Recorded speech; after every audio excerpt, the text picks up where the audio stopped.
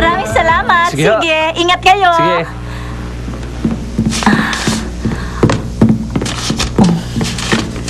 Excuse me. Oh, sandali lang.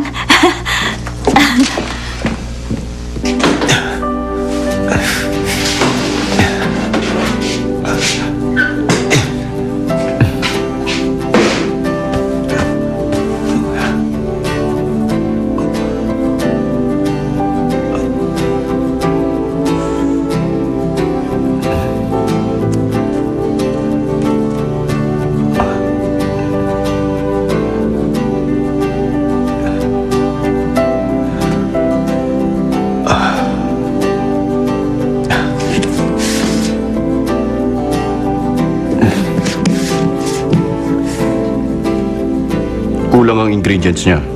Wala rin siyang oras para mag-practice. 5 araw na lang po ang natitira. Hindi natin alam kung makakagawa siya ng maayos na tinapay sa iksi ng oras niya. Nag-aalala ka ba sa kanya? Ano po? Sa tingin ko, nag-aalala ka sa kung ano ang mangyayari kay Takgu. Tama ba? Kayo talaga, Papa. Wala akong dahilan para mag-alala ako sa kanya. Kahit 3 taon siyang maging tagahugas, sigurado po ako na kulang pa ang panahon na yun para may matutunan na siya. Pabaya kasing bata. Kung ganun, Rodrigo, bakit iniisip mo pa rin siya? Kung hindi makakapasa si Takgu, maaari mo na uli siyang pabalikin sa paghuhugas ng pinggan. Sige po. Yun po talaga ang gagawin ko.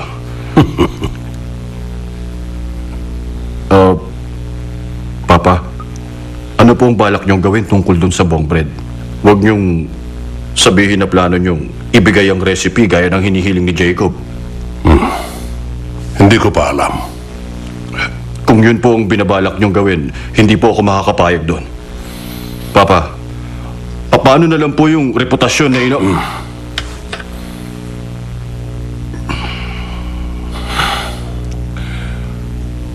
Ang buhay natin mga tao ay maiksi lang.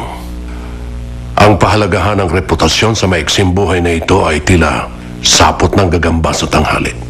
Papa, Wala kang dapat ipag-alala.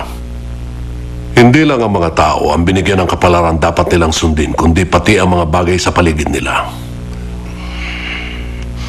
Mahahanap din ang aking fermentation recipes ang nagmay-may-ari sa kanila.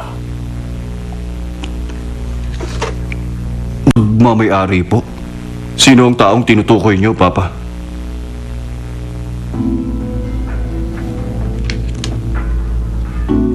Bong bread. Yon ay ang taong gustong makuha mga recipe ko higit kanino paman.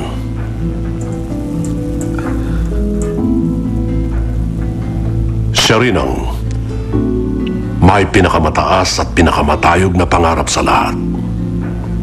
Ang taong yon ang siyang tinutukoy ko.